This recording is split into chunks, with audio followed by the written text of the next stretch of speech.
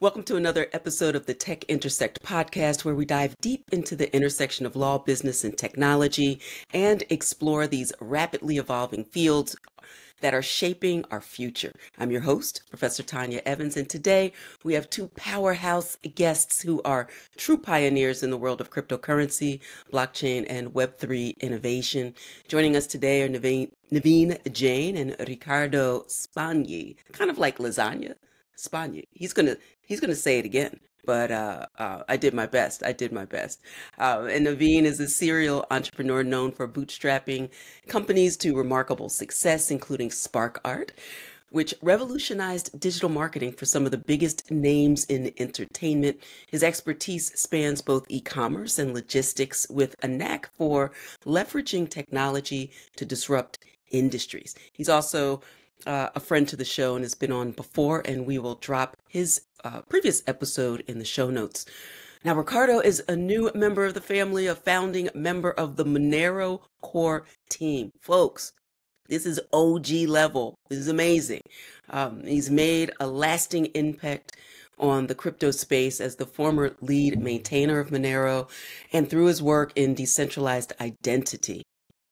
As an early Bitcoiner and inventor of Open Elias, which I want to hear more about, Riccardo is a strong advocate for privacy in the digital age and has contributed to multiple ventures, including Globy and My Monero.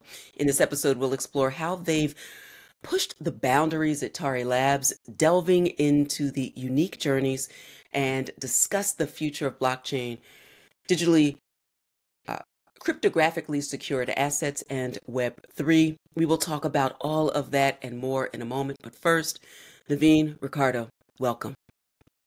Thank you so much for having us, Tanya. We're Thank you really for having honored to us. be here. Excellent. I think we're going to help a lot of folks with this episode. And in particular around this, and Riccardo, we'll talk about this in a moment. I am such a huge advocate and proponent of privacy. I teach, among other, I certainly teach blockchain, crypto, and the law. I also teach administrative law. But one of my favorite courses is info privacy law, and how important projects like Monero have been to remind people who may have forgotten, as we continue to kind of sign away our rights, that privacy does not equal illicit activity. And if you don't have financial privacy, then you don't have open and free society and that personal autonomy that's so important as a matter of first principles. So just wanted to set the table for that. But Naveen, let's begin with you. You've had an incredible journey from digital marketing, Spark Art, to logistics. Talk about some of the lessons from those industries that you've brought into your work at Tari Labs in the blockchain and Web3 space. Yeah, great question. I think one of the most important lessons is to always find a way to meet users where they are. I think one of the biggest challenges in the crypto space is the user experience for most protocols, and the projects that interoperate with them leaves a lot to be desired. And we kind of have this expectation that people have a lot of technical sophistication when they don't. And I think as a result, we leave a lot of people, behind. We don't really, we're not really creating accessible things at the level that we should. If crypto is really intended to be the future of finance, then it's important that the future of finance includes everyone. Mm-hmm. And I think when you go through the experience of having to onboard into an existing protocol, and it takes you 7 or 8 steps just to get to the KYC screen, and then you're providing your government issued ID before you can continue on.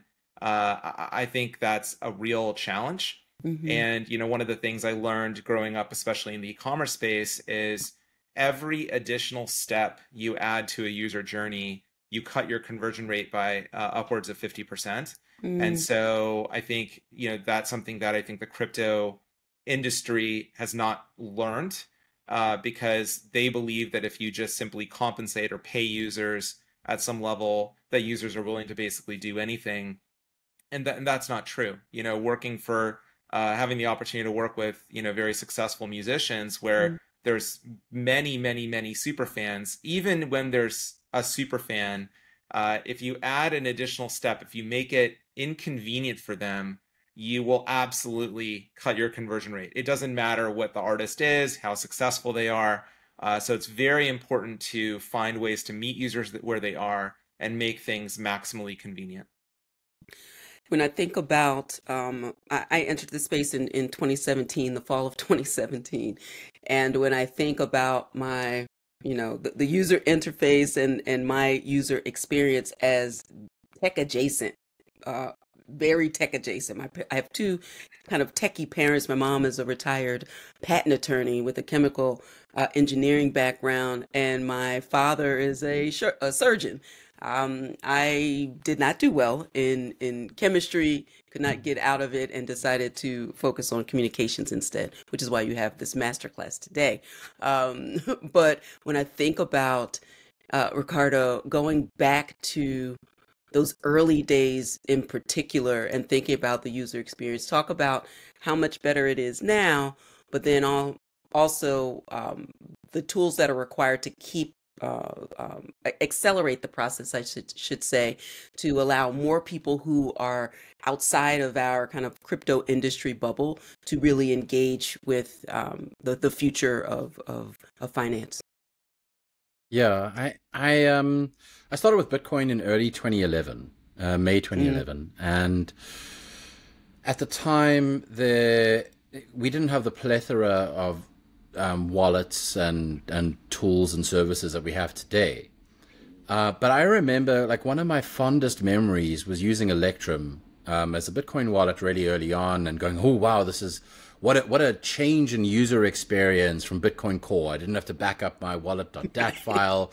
I just had these like seed words that I wrote down. It was remarkable and wonderful. And you fast forward to today, which is like 13 years later, and honestly, the user experience isn't significantly better. People are still writing down 13 or 24 seed words, 25 seed words. In fact, it's kind of gotten worse, because back in the day, it was just like, oh, write it down on a piece of paper and stick it in your safe. Now it's like, oh, you need a steel plate and a hammer and chisel, and you've got to like etch them into the steel plate and then put that in your fireproof, bomb-proof, waterproof safe, and please split it into like 17 steel plates and distribute them geographically.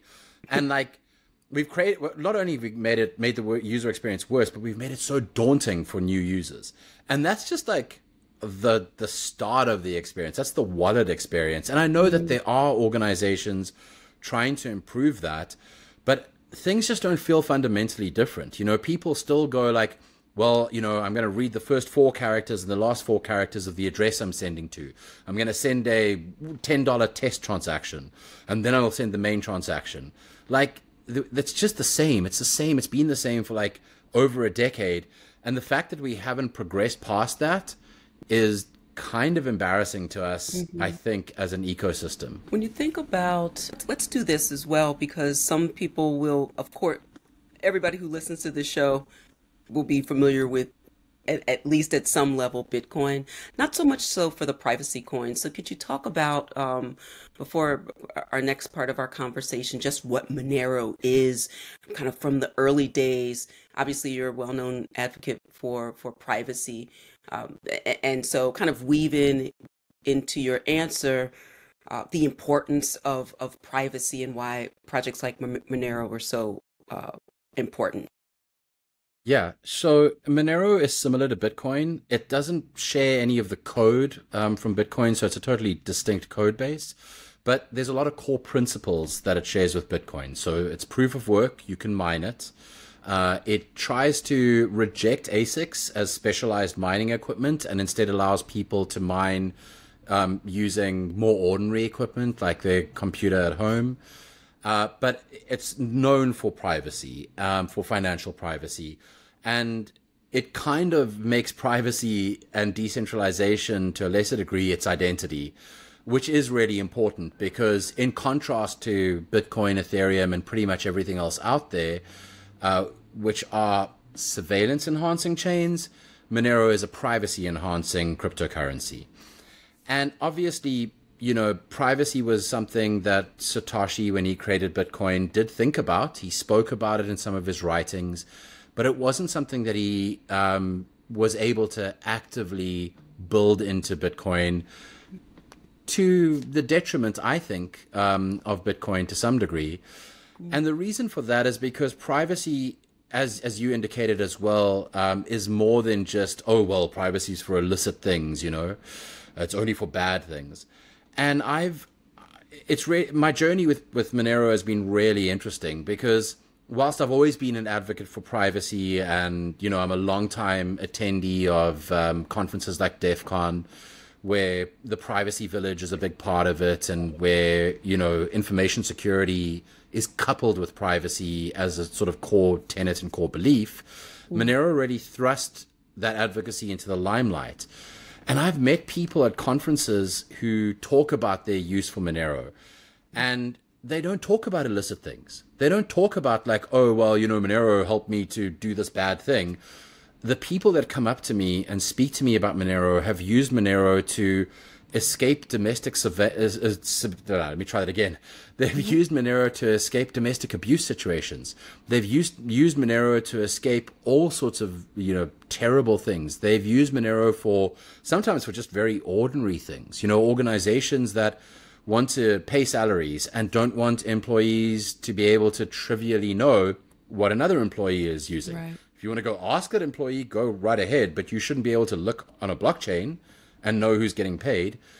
People that use it because they live in fairly dangerous environments, and they know that if they receive a large deposit into their bank account, somebody at the bank might leak that information, or will leak that information, and make them a target. And so these are like real world use cases, and really, some of them very ordinary and some of them quite shocking use cases for people who need privacy, financial privacy, on a daily, weekly, monthly basis. And Monero exists to serve that. And that, I think, is something that is truly wonderful to see, that there is a tool out there that people can use today. Will Bitcoin have sufficient privacy protections at some point in the future? Perhaps, but it doesn't today. And that's the role that Monero serves, is to provide maximal, strong privacy by default for anyone that wants to use it, while still allowing them to walk that back and, cryptographically reveal their transaction or wallet data to a single party or to the world, if that's what they choose to do. But by default, it's private. It's really fascinating to hear. So thank you for that, to really set the stage. And also in your thoughtful reply, talking about actual use cases. I do a lot of policy work on the Hill, and I constantly sit before folks who say, we get the financial use case, if only there were other things that could be done with this technology. And I was like, oh, how much time do you have? And so we need to hear more of these stories. And so, Naveen, this leads me to back to you to just talk about the work at Tari Labs, kind of what the vision was, and yeah. So to your point, there's so many different things you can do with the technology. I mean, I think a great way for people to think about digital assets broadly is digital assets can essentially be a skeleton key, so, what you can do with that particular, token or asset is sort of unlimited. It all comes down to how people think about that particular token and what their emotional connection is to the token. So I'll give you an example. Let's pretend like it's a tokenized ticket for a music concert, some sort of concert. And you start to think about like, okay, well, what does the ticket mean? Well, sure, the ticket can grant me admission to the show, but the ticket can do a lot more. The ticket could be grant me access to a discount to that artist's online store. The ticket could grant me access to a listening party for their new album. A ticket could be used, like I could, to prove my loyalty in some other context, so maybe the band has a sponsorship with some other brand, and anyone who bought a ticket. I mean, it's sort of like, you know, I used to go see the San Jose Sharks play a lot because I like ice hockey. And there used to be a pizza joint down the road from the arena. And if you brought your ticket in after the game, they'd give you a discount on a pizza. It's like, okay, well, it turns out that you can do that, you know, in a completely permissionless, trustless manner across the entire internet with a token, just simply through the concept of attestation. So really, there is a lot you can do with the technology outside of it just being, you know, the future of money. The thing that we have really focused on from a Tari point of view, and, you know, Riccardo and I as contributors to Tari, is we've decided to start at even a more fundamental level, which is that in order for what I just described to be true, the technology has to be broadly available and highly accessible. If it's not available and accessible, then you don't really get that outcome that I just sort of described. And so one of the things that we spent a lot of time collaborating on is how do you get people in the door? You know, what is their first experience? So one of the things that we're really excited about from a Tari perspective is this new product that we've been working on called Tari Universe. So Tari Universe is the world's easiest to use crypto application. It's a piece of mining software. I'll show it to you just so you can visualize it here. Let's see here. So this is what Tari Universe looks like. Oh, and basically the way it works is it kind of takes us back to how Bitcoin was at the very beginning. You download the software for free from the internet. It's completely open source. You install it on your existing Mac or PC. So it's highly accessible. There's I think there's something like 1 billion Windows PCs on Earth, or some crazy number, some very large number. And basically what you're doing by running Tari Universe is you're mining Tari. So this is a mining application. Tari at the layer 1 level is proof of work using similar technology as Riccardo mentioned for Monero. So we're using an ASIC resistant hashing algorithm, which means that you can mine on your everyday computer. You don't need really expensive custom hardware to mine Tari. You can mine. I'm mining right now on my laptop. That's what you're seeing on your screen right now. And so to us, this is really powerful because back to what I was describing about conversion rates earlier in the conversation, Tari Universe has the most optimized funnel that exists in the crypto industry because it's literally download, install, run. That's it. You don't have to sign up. You don't have to provide any information. You don't have to KYC because it's a mining application. So you're not actually acquiring digital assets through some sort of controlled means. You're helping to secure the network and you're earning tokens as a reward based on the computational power that you're contributing to the network. So we decided to start here because if you think about it, one of our hypotheses is that blockchains are generational, like social networks are generational. So, you know, you originally started off with Friendster, then we went to the MySpace era, then it was the Facebook era, then it was Instagram, Snapchat, and now it's sort of the TikTok era, and now you're starting to see emergent social networks out there. As long as the big guys will let them emerge, you know, like, you know, Google and Apple tend to be very restrictive. And so what if blockchains are equally generational? You know, what if Bitcoin is for boomers? You know, what if this idea that the only way to acquire Bitcoin is spending 6 figures plus on custom hardware or KYCing through a custodian of some kind or some on-ramp and acquiring someone else's Bitcoin, some, you know, legendary Bitcoin whale from the past, you're buying their coins. And the same is true with Ethereum. The same is true with Solana. The same is true with pretty much every protocol that is at any given, you know, any size or scale today. Well, what do you say to the next generation? You know, what do you say to people that are not yet in? Do you say to them, buy my tokens, buy my bags, make you rich before you have opportunity, that doesn't feel right. That doesn't make sense. And so the vision for Tari is to say, well, no, you can download the software from the internet for free. It's completely open source. You can install it on your existing Mac or PC, and you can run it. And it's so easy to use that my dear mother is able to run it on her laptop, as is my teenage son. And so to us, that's where we decided to start.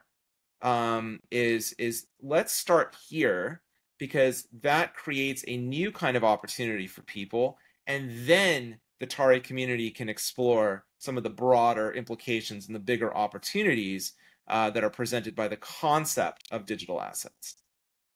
I think that's really powerful because you've noted the intergenerational aspect of humanity and also of technology. I think that's really, really fascinating because it sounds like the marriage of the two. Ricardo, it makes me also think that because, blockchain is often viewed through the lens of decentralization and trustlessness, and we are talking about and extolling the benefits of that. It makes a lot of legislators and regulators around the world quite nervous. And so it makes me think you have both a technical and also a business background with respect to crypto. How do you balance innovation with the regulatory pressures that the industry is facing, not just in the United States, but from a global point of view, particularly around privacy and decentralized identity? Yeah, that's a great question. I know that there are some crypto folk who hold the view that crypto is somehow going to make governments disappear. Like I don't know, we're going to live in some post-apocalyptic landscape where we'll all use Absolutely. Bitcoin to Tinfoil transact. hats, private island, all of it. Right. I don't think that that's realistic. At the same time, I also don't think that you can build disruptive technology and do so in a way that is perfectly compliant. There's some middle ground where you are pushing the boundaries, and we see this with AI, with like image generation or video generation. It's breaking new ground, how does attribution work for images that are generated with AI? How does copyright infringement work? There's all these like new legal implications, new regulatory implications, and crypto, especially privacy enhancing cryptocurrencies, kind of have the same impact. It's okay, this is a new paradigm. So in a way, it's almost extra legal, and we need to define new laws and define new regulations around it. And the thing that I've been trying to encourage regulators to do when it comes to crypto is embrace the privacy enhancing stuff and just treat it the way you treat cash, right. And that they know how to handle cash. And they've got in the US, it's like you take $10,000 and you go and use it at a financial institution or try and use it to buy something, they're going to file a suspicious activity report. And what you're doing might not be suspicious at all, but that's the law. That's what they've got to do. And I think there are ingress and egress points with crypto where you're going from Monero to a bank account or vice versa, and there can be policy that's applied there. And I feel like that's a much better path for regulators to try and apply a policy at those inflection points than to try and apply policy at a chain level, because that is not only untenable, but it's also just logistically impossible. Right. So, just really helping regulators to understand that if this is like cash, if we view it through that lens, then nothing stops me from taking a giant briefcase of cash and going over to Naveen's house and giving it to him. Right. Absolutely nothing stops that. There's no law against it. There's nothing that prevents me doing that.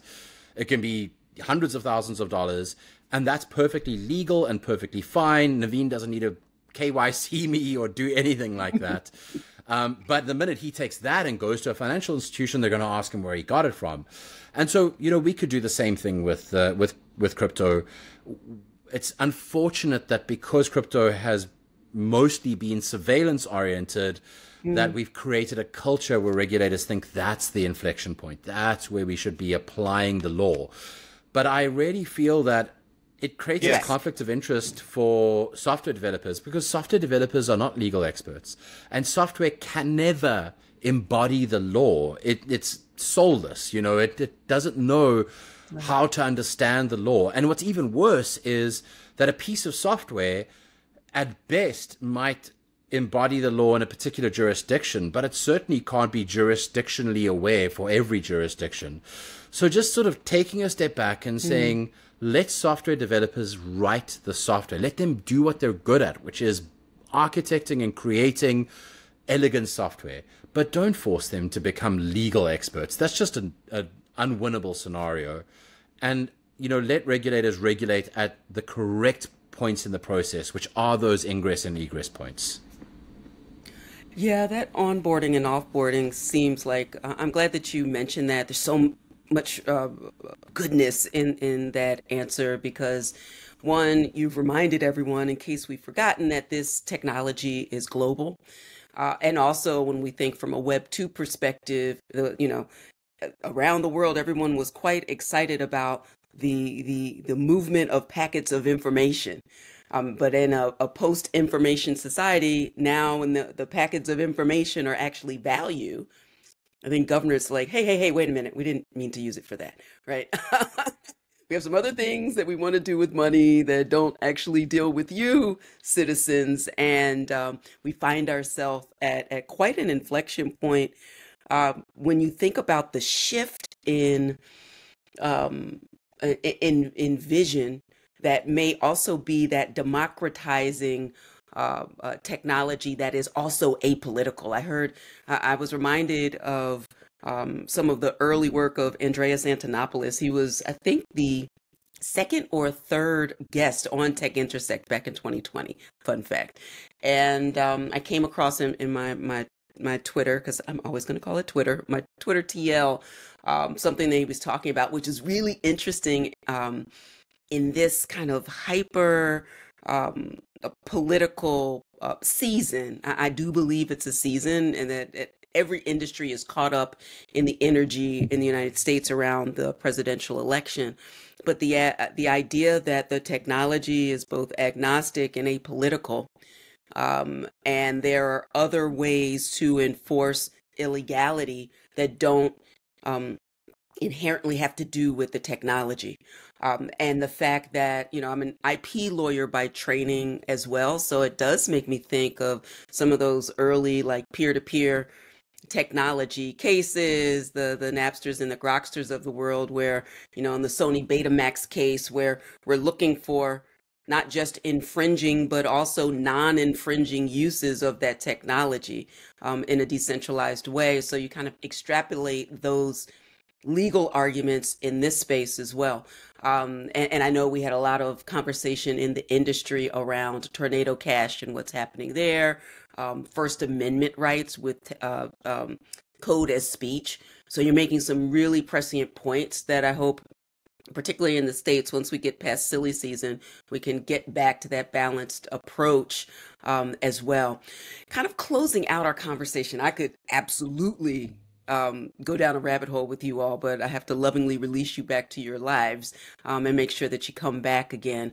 Naveen, we'll start with you. When you think about what the takeaway is, and I love the demonstration that's going on now, so that when folks are watching this on YouTube and in clips, to actually see how, I love the word elegant that Riccardo used, how elegant, simple, complex, transformative, incremental, exponential, like all in one.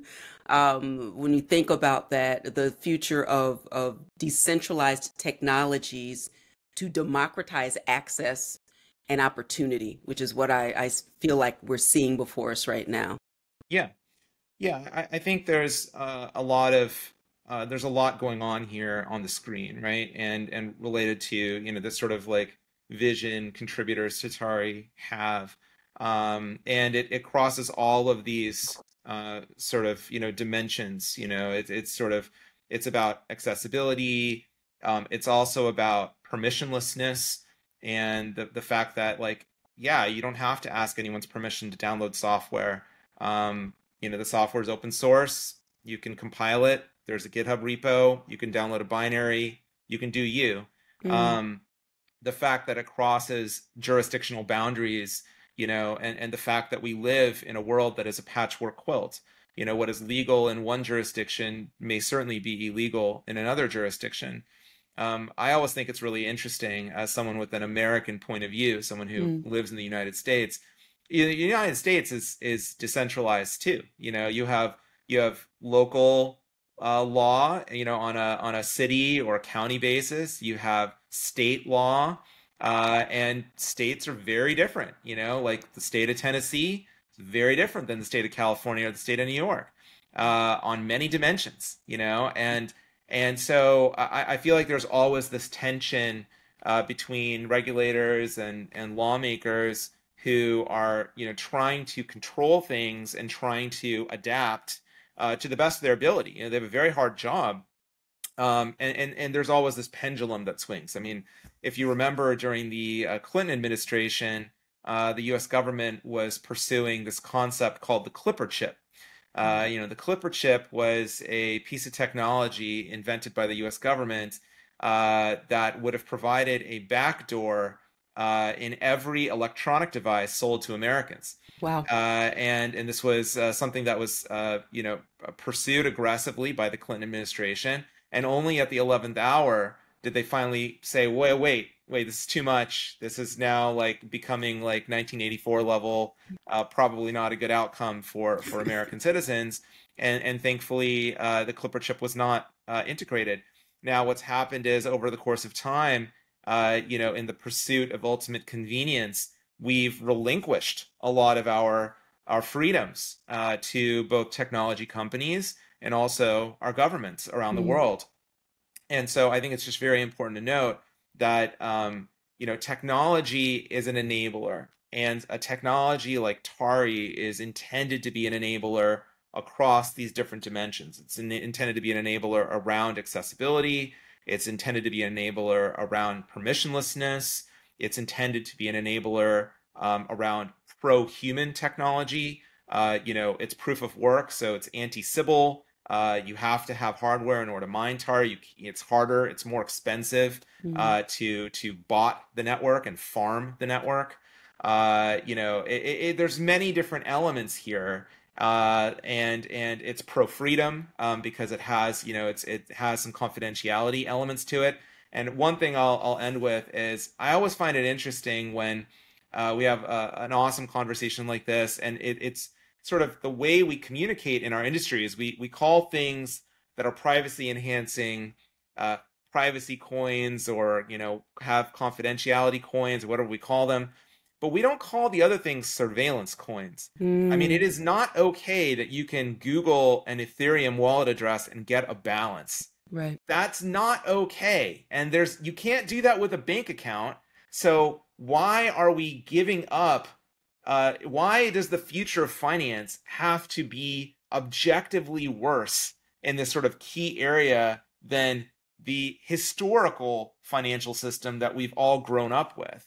And that's something that I think is worth fighting for. It's like, look, we shouldn't allow for that to be true. We shouldn't allow people to run away with the ball, that are, creating objectively worse outcomes for people. I don't want to use a dating app and have my financial history like baked in. I don't want to be an entrepreneur and have customer A know what customer B or C paid for a product or service. I don't want my competitors to be able to stack rank all my customers by revenue and by volume or whatever metric matters to me, and then poach my best customers.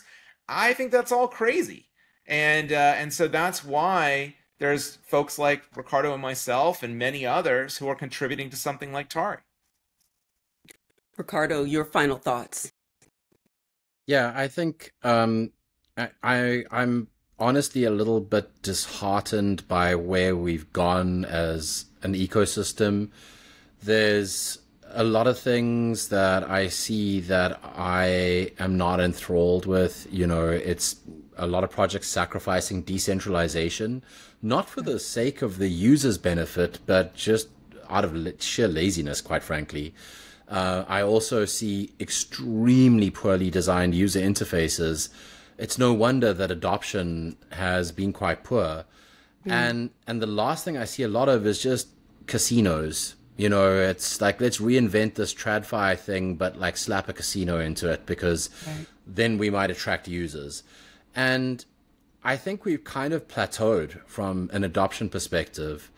And that's one of the things I'm most excited about, with myself and other Tari contributors are pushing for, is let's create something that is decentralized, that embodies a beautiful user experience, and that allows people to very quickly and easily become a native user, so that we can build applications for the next billion users, instead of the little corner that we've carved out for ourselves where, you know, the same, whatever, 100,000 people keep swapping the same dollar notes around. It's not a great outcome.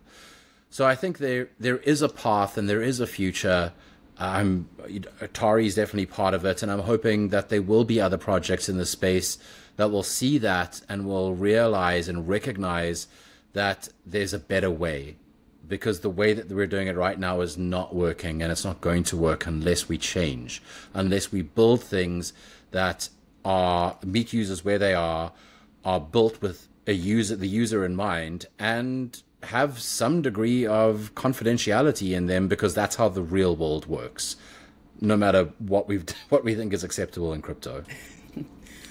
Really, really powerful statements, and this conversation has made me quite hopeful as well. I hadn't found the words to fully articulate how I feel, kind of my initial exuberance, and I love this space, and all, not only that I've contributed, but the folks around me who have helped me to get to the place where I am today as well. But what's going to be the next? We're this moment, particularly in the States, where we have the two, top of ticket candidates in Kamala Harris and in Donald Trump, talking about cryptographically secured assets. I mean, what a world, what a time. It's a reminder, one, that when we innovate within a heavily regulated industry, there are consequences, and also the fact that both parties are talking about this, and it reminds me also of a March 2024 DCG Harris poll. In full transparency, I'm a member of the Digital Currency Group board, but our poll with Harris showed that in 6 key swing states, crypto may not be top line, but certainly top of mind. We see the infusion of donations and political activity. When I think, and I go back and read about cypherpunks wanting nothing to do with a political system, but identifying the political power inherent in financial freedom and autonomy. And so we're in a really interesting place to capture the attention of people who are not OGs, and not scare them off with the years of experience, not scare them off with the technology. Actually remember that this is, when I think of Bitcoin, Monero, kind of the people's money, the people's opportunity, the people's access. And so that's what makes me so excited about projects like Tari Labs as well. Naveen, why don't you close us out and let folks know how they can learn more about Tari Labs and the work that you all are doing? Yeah, absolutely. And Tanya, thank you so much for having us. We're so excited to be able to have this conversation with you and share these thoughts with your audience. Yeah, for anyone who's interested in Tari, you can check us out on the artist formerly known as Twitter, on X. We're at Tari on X. If you're interested in signing up for the waitlist for the product that you see on your screen, you can visit universe.tari.com. And sign up there. There's almost 250,000 people on the wait list for this, which makes us feel really excited that people are open to trying something new.